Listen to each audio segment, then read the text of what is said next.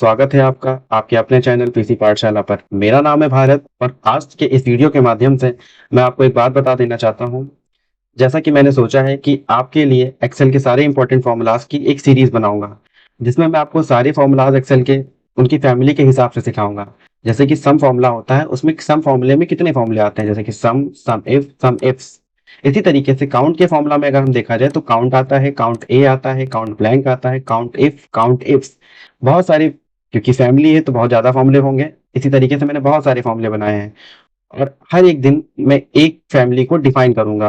और इस फैमिली को डिफाइन मैं कैसे करूंगा, मैं आपको डिफरेंट डिफरेंट डेटा पे इस फॉर्मूला की प्रैक्टिस करवाऊंगा।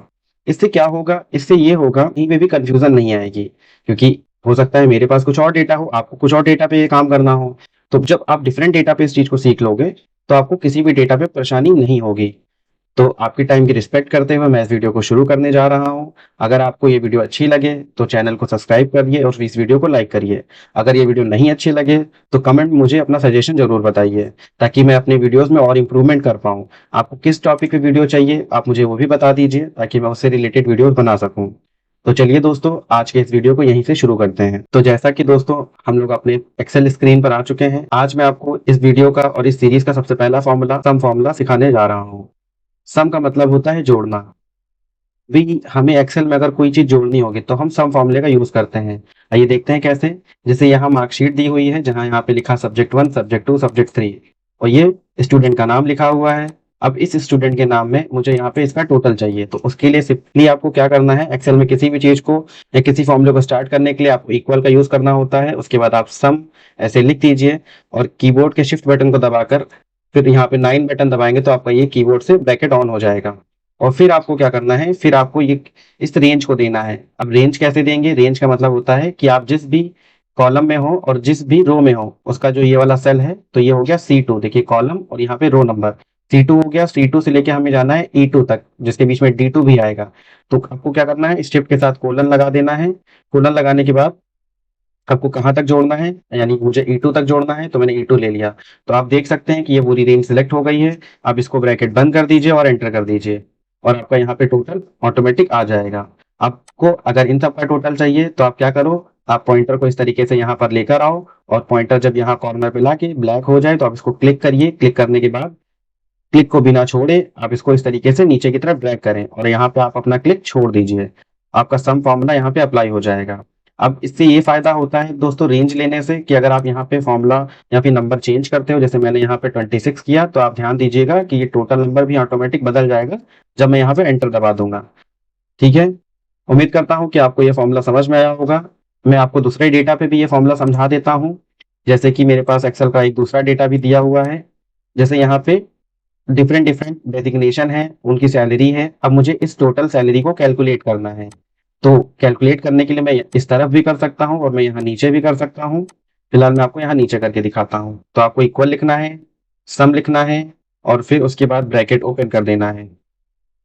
ब्रैकेट ओपन कर दिया, उसके बाद आपको क्या करना है, यहाँ पे पूरी रेंज देनी है। अब रेंज यहाँ से यहाँ तक है, तो हम या तो लिख सकते हैं या तो माउस को ऐसे यहाँ पे क्लिक करके रखिए, फिर अपने माउस को क्लिक से इस तरीके से ड्रैग करिए और उसके बाद इस ब्रैकेट को बंद कर दीजिए और फिर एंटर दबा दीजिए। तो आपका सम फॉर्मूला लग जाएगा। इस हैश का मतलब ये होता है कि आपका जो ये कॉलम का विड्थ है ये कम है, तो जैसे ही आप यहाँ पर आके ऐसे क्लिक करके कॉलम का विड्थ बढ़ाएंगे तो आपका फॉर्मूला दिख जाएगा और आपका ये रिजल्ट इस तरीके से आएगा। अब देखिए यहाँ पे 2,55,000 रिजल्ट आ रहा है। अगर इसमें मैं 15,000 को कम करके 5,000 इसमें से कम कर दूं तो हमारे टोटल में से भी 5,000 रुपए कम हो जाएंगे। देखिए मैंने यहाँ पे 15,000 को 10,000 कर दिया। इससे क्या हुआ, हमारे टोटल वैल्यू में भी 5,000 रुपए कम हो गए।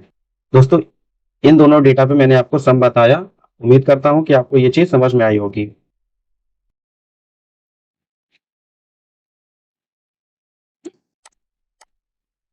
तो दोस्तों, अब बढ़ते हैं आपके तो दोस्तों अब हम बढ़ते हैं अपने सीरीज के और इस वीडियो के दूसरे फॉर्मूले पे, जो है हमारा सम इफ फॉर्मूला। तो अब देखते हैं कि सम इफ फॉर्मूला कैसे काम करता है। और मैं आपको फॉर्मूला बताते बताते एक्सेल के कुछ फंक्शन भी बता दूंगा जो कि आपके बहुत काम आएंगे। तो आइए देखते हैं। मान लीजिए इस डेटा में देखिए डिफरेंट डेजिग्नेशन है, सैलरी है और यहाँ पे एम्प्लॉय कोड लिखा हुआ है। अब डेजिग्नेशन बहुत सारे यहाँ पे लिखे हुए हैं, मुझे ये नहीं पता कि इसमें क्या क्या डेजिग्नेशन है। तो मैंने क्या किया, क्योंकि दोस्तों ये मेन डेटा है तो हम इसमें कुछ भी छेड़छाड़ नहीं करेंगे, इससे हमारा डेटा खराब भी हो सकता है। तो मैंने क्या किया, इस डेटा को इस तरीके से सेलेक्ट किया और अपने कीबोर्ड से कंट्रोल के साथ सी दबा के कॉपी किया और उसको बाद हमने इसको यहाँ पे रखा, उसके बाद कंट्रोल के साथ वी करके यहाँ पे पेस्ट कर दिया। समझ में आया? अब मैं क्या करूंगा, इस डेटा में मुझे सारी डुप्लीकेट वैल्यूज हटानी है। जैसे कि देखिए MIS यहाँ पे भी लिखा है, यहाँ पे भी लिखा और यहाँ पे भी लिखा, बहुत जगह से लिखा है। इसी तरीके बहुत सारी चीजें रिपीट हो रही हैं, तो मुझे इनको हटाना है। तो मैं क्या करूंगा, डेटा यहाँ से सिलेक्ट कर लिया और उसके बाद अपने डेटा टैब में जाऊंगा। डेटा टैब में जाने के बाद आपको यहाँ पे एक ऑप्शन मिलता है जिसका नाम होता है रिमूव डुप्लीकेट्स। इस पे क्लिक कर दीजिए। क्लिक करने के बाद आपको सिंपली ओके पे क्लिक करना है। इससे क्या होगा, आपके सिलेक्टेड डेटा में से सारी डुप्लीकेट वैल्यूज हट जाएंगी। अब हमें यहाँ पे देखिए क्या करना है, समय फॉर्मूले का यूज, जिसके लिए हम क्या करते हैं, अब करना ये है कि हमें MIS एग्जीक्यूटिव जो यहाँ दिया गया है, तो जितने भी MIS एग्जीक्यूटिव है, जैसे ये भी MIS है कि सैलरी 10,000 है, इसकी सैलरी 12,000 है, तो सारे MIS एग्जीक्यूटिव की सैलरी हमें यहाँ पे सम करके यानी टोटल करके दिखानी है। तो देखिए कैसे करते हैं। इसके लिए सबसे पहले हमने यहाँ पे लिखा इक्वल, फिर लिखा सम और इसके बाद लिखा इफ। हम इफ का यूज इसलिए कर रहे हैं क्योंकि हमारे पास कंडीशन आ चुकी है। अब हमें डायरेक्ट सिंपल तो जोड़ना नहीं कि मैं इसको जोड़ दूं, हमें यहाँ पे कंडीशन ये है कि सिर्फ मुझे इसमें से MIS एग्जीक्यूटिव की सैलरी जोड़नी है, इसलिए मैंने यहाँ पे सम इफ लिखा, ब्रैकेट ओपन कर दिया। अब देखिए यहाँ पे पूछ रहा है रेंज। रेंज मतलब आपको क्या करना है, जो भी आपकी कंडीशन है तो उस पर्टिकुलर डेटा की रेंज क्या है। तो मैंने क्या किया, ये हमारी रेंज है जिसमें हमारी कंडीशन भी होगी। इस रेंज को मैंने सेलेक्ट कर लिया। अब हम रेंज सेलेक्ट करने के बाद कॉमा करेंगे। कॉमा करने के बाद इस रेंज में मुझे क्या ढूंढना है, क्या ढूंढना है, इट मीन्स जैसे मुझे इस रेंज में कैलकुलेट कराना है सिर्फ MIS एग्जीक्यूटिव। तो क्योंकि यहाँ पे MIS एग्जीक्यूटिव लिखा हुआ है तो मैंने क्लिक करके इसे सेलेक्ट कर लिया। ओके, अब मैं कॉमा कर दूंगा। अब ये आता है सम रेंज। सम रेंज का मतलब होता है कि ये जो सैलरी जहां लिखी हुई है या फिर जहां पे न्यूमेरिकल वैल्यू उसको सिलेक्ट कर लीजिए। मैंने सेलेक्ट कर लिया। अब सिंपली ये क्या करेगा, ये इस डेटा में जाएगा और यहाँ पे क्योंकि आपने क्राइटेरिया दिया है जिसमें MIS एग्जीक्यूटिव, इस डेटा में सिर्फ MIS एग्जीक्यूटिव को ढूंढेगा और उसके बाद अगर ये इसको मिल जाएगा तो यहाँ पे इसको सम करेगा। यहाँ कंसल्टेंट मिलेगा, इसको नहीं ऐड करेगा, अकाउंट मिलेगा, नहीं करेगा, जहां पे भी MIS एग्जीक्यूटिव मिलेगा उसके सामने वाली न्यूमेरिक वैल्यू को यहाँ पर ऐड कर देगा। न्यूमेरिक वैल्यू ऐड इसलिए कर रहा है क्योंकि हमने यहाँ सम रेंज दी है। ब्रैकेट बंद कर दीजिए और एंटर कर दीजिए। ये केस में कुछ गड़बड़ हो गया, यहाँ पे गड़बड़ हुआ। ठीक है, ब्रैकेट आपको यहाँ इस तरह बंद करना है और फिर एंटर करना है। देखिए यहाँ पे 99,000 रुपए आ रहे हैं। इसी तरीके हमें कंसल्टेंट के लिए करना है तो equal some if open bracket, range हो जाएगी हमारी सिमिलर, कॉमा करेंगे, क्राइटेरिया चेंज हो जाएगा क्योंकि अब हमें कंसल्टेंट के लिए निकालना है तो हम यहाँ पे सेलेक्ट कर लेंगे क्योंकि यहाँ कंसल्टेंट लिखा हुआ है। कॉमा करेंगे और सम रेंज इस बार हमारी फिर से यही होगी। ब्रैकेट बंद कर दीजिए और यहाँ पे एंटर कर दीजिए। देखिए ये भी आ गया। उम्मीद करता हूँ कि आपको समझ में आया होगा। ये आपका होमवर्क है, इसका आंसर क्या आएगा आप कमेंट में बताइए। ठीक है, मैं आपको दूसरे डेटा की तरफ ले चलता हूँ ताकि आपको और अच्छे से समी फॉर्मूला समझ में आ जाए। अब देखिए यहाँ पे हमारे पास एक डेटा है जिसमें ट्रांजेक्शन टाइप लिखा हुआ है, डेबिट क्रेडिट लिखा हुआ है और यहाँ पे कुछ अमाउंट लिखा हुआ है। अब मेरा क्वेश्चन आपसे ये है कि मुझे ये बताइए कि ट्रांजेक्शन टाइप के हिसाब से हमारे पास ऑनलाइन कितना अमाउंट कलेक्ट हुआ है। तो चलिए शुरू करते हैं, देखते हैं कि कैसे कर सकते हैं।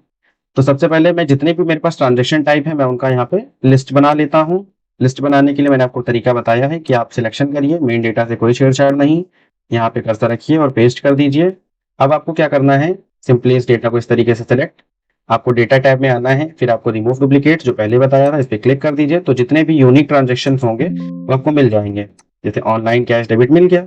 अब हमें यहाँ लगाना है सम इफ। आप यहाँ पे इक्वल लिखिए, फिर लिखिए सम इफ ओपन ब्रैकेट, आपको रेंज लेनी है तो ये रेंज होगी इस बार क्योंकि हमको जो ढूंढना है वो यहीं पे मिलेगा। फिर कॉमा करके अब आप पूछ रहा है क्राइटेरिया, क्राइटेरिया मतलब क्या, कंडीशन। कंडीशन आपको यहाँ पे वैसे सेलेक्ट कर लेनी है, ये हो गई कंडीशन। देन उसके बाद कॉमा। अब ये पूछता है सम रेंज कि आपका सम रेंज क्या होगा, तो मेरा सम रेंज ये है और ब्रैकेट बंद, देन एंटर। तो ये आ गया 14,650 रुपए। ठीक है, जहां जहां ऑनलाइन होगा, जैसे ऑनलाइन है यहाँ 5,000 तो इसको जोड़ेगा, ऑनलाइन है तो यहाँ पे इसको जोड़ेगा। अब देखिए कैश है ये कैलकुलेट नहीं, अगर हम इसको बंद करते तो हमारे डेटा में ये वाली वैल्यू भी ऐड हो जाएगी क्योंकि ये भी ऑनलाइन हो जाएगा।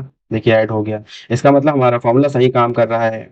ठीक है, तो अब ये जो मैंने बता दिया मैं आपको कैश वाला भी बता देता हूँ। Equal some if open bracket, range हो जाएगी हमारी फिर से यही, कॉमा करेंगे, इसके बाद क्राइटेरिया, क्राइटेरिया के बाद हमें सेलेक्ट कर लेना है क्राइटेरिया के अंदर, फिर सम रेंज, फॉर्मूला सिमिलर रहेगा, बस आपकी वैल्यूज बदलती चली जाएंगी। ब्रैकेट बंद और एंटर। उम्मीद करता हूँ कि आपको समझ में आ रहा होगा। इसका आंसर अब आप मुझे कमेंट बॉक्स में बताइए, और मैं आपको दो और ऐसी चीजें देता हूँ जो कि आप मुझे उसका आंसर बता सकते हैं।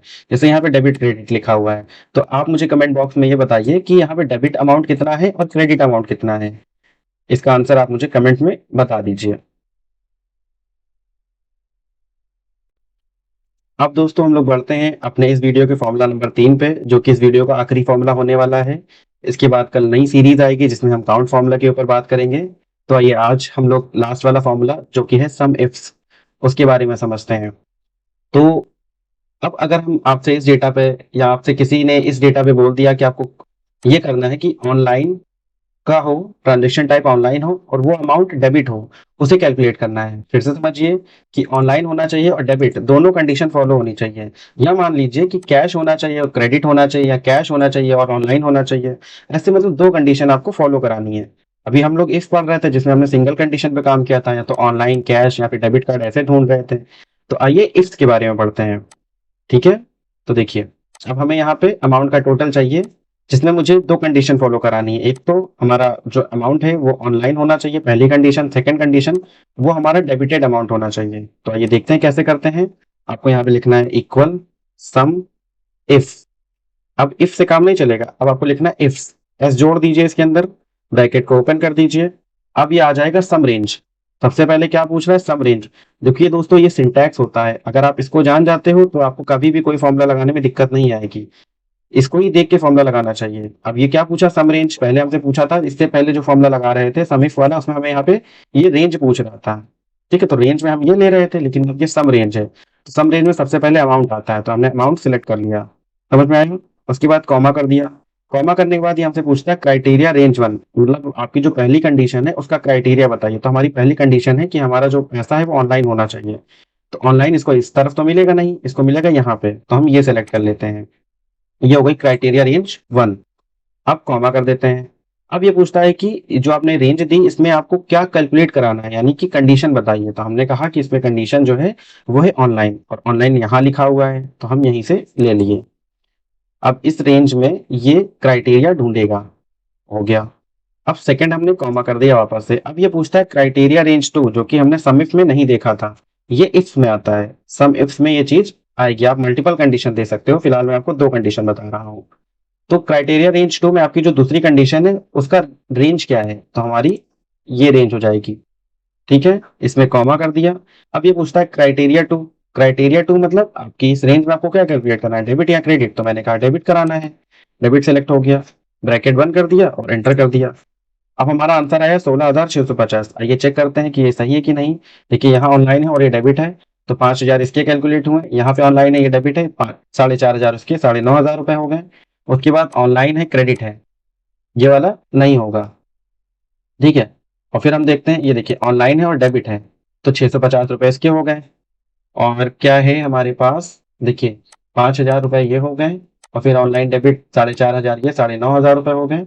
फिर देखिए नीचे भी ऑनलाइन और डेबिट है, तो 9,500 प्लस 5,000, 10,000, 10,000 और 6,000, 16, तो 16,650। देखिए अगर हम ये डेबिट यहाँ से हटा दे, क्रेडिट कर दें, तो ये इसको कैलकुलेट नहीं करेगा। एंटर करिए, देखिए 650 माइनस हो गया।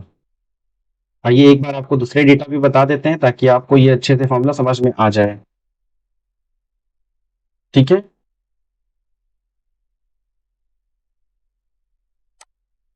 देखिए दोस्तों, मैं आपको दोबारा से दूसरे डेटा पे फॉर्मूला समझा रहा हूँ। दूसरे डेटा में हमें क्या करना है, हमें दो चीजें फॉलो करवानी है। एक तो हमें यहाँ पे देखना है कि हमारा एग्जिस्टिंग कस्टमर होना चाहिए, उसके बाद ब्रांच वाइज हमें यहाँ पे जोड़ना है। जैसे मैं कहता हूँ कि जो हम डेटा या सम जोड़ना चाहते हैं उसमें क्या होना चाहिए, उसमें ये होना चाहिए कि पहली बात तो उस कस्टमर का जो ब्रांच है वो सेंट्रल का होना चाहिए, दूसरा वो एग्जिस्टिंग कस्टमर होना चाहिए। तो सबको टोटल कितना आएगा, मतलब ऐसे कितने कस्टमर है हमारे पास जिनका ब्रांच सेंट्रल है और कस्टमर वो एग्जिस्टिंग है। तो आइए निकालते हैं। यहाँ पे लिखिए इक्वल, यहाँ लिखिए सम इफ, ब्रैकेट ओपन। अब सम रेंज, सम रेंज हमने देखिए इस तरफ ले ली, ये हो गई हमारी sum range, comma criteria range one. Criteria में हम पहला ये भी ले सकते हैं, दूसरा पहला ये भी ले सकते हैं, या फिर पहला ये भी ले सकते हैं। तो हमने पहला ये वाला ले लिया। इस बार हमने कहा मुझे काउंट करना है एग्जिस्टिंग कस्टमर। तो ये रेंज हो गई। अब क्राइटेरिया, तो क्राइटेरिया कहाँ लिखा हुआ है, तो ये क्राइटेरिया ये हो गया। अब कॉमा कर देते हैं वापस से, क्राइटेरिया रेंज टू। अब क्योंकि मैं ब्रांच के हिसाब से देखूंगा तो मैंने यहाँ पे ब्रांच वाला रेंज सेलेक्ट कर लिया। अब इस ब्रांच में मुझे कौन सी ब्रांच देखनी है, सेंट्रल, तो हमने यहाँ सेंट्रल पे सिलेक्ट कर लिया। और अब आप बस ब्रैकेट बंद करके एंटर कर दीजिए और देखिए यहाँ पे आंसर आ गया। ठीक है, 82,938 रुपए टोटल है हमारे पास, जो कि हमारे सेंट्रल ब्रांच और सेंट्रल ब्रांच के एग्जिस्टिंग कस्टमर में है। अब दोस्तों अगर हम यहाँ पे ब्रांच चेंज कर देना, जैसे हमने यहाँ पे ब्रांच वेस्ट साइड लिख दिया, तो क्या करेगा फॉर्मूला, वेस्ट साइड को कैलकुलेट करेगा। अगर हम यहाँ पे न्यू लिख दें तो हमारा फॉर्मूला वेस्ट साइड और न्यू इन दोनों को फॉलो करके जो भी आंसर आएगा वैसे निकालेगा। उम्मीद करता हूँ कि ये वीडियो आपको अच्छा लगा होगा। अगर आपको ये वीडियो अच्छा लगा हो तो इस वीडियो को लाइक कीजिए, चैनल को सब्सक्राइब कीजिए और अपने दोस्तों के साथ इस वीडियो को शेयर कीजिए। और आगे वाली सीरीज आपको मिलती रहे, इसलिए यहाँ पे सब्सक्राइब पे आपका एक बटन होता है जिसको आपको ऑल टिक कर देना है। ऑल टिक करने से क्या होता है, जो नेक्स्ट वीडियो अपलोड होगी आपको उसका नोटिफिकेशन आ जाएगा। तो मिलते हैं अगली वीडियो में, तब तक के लिए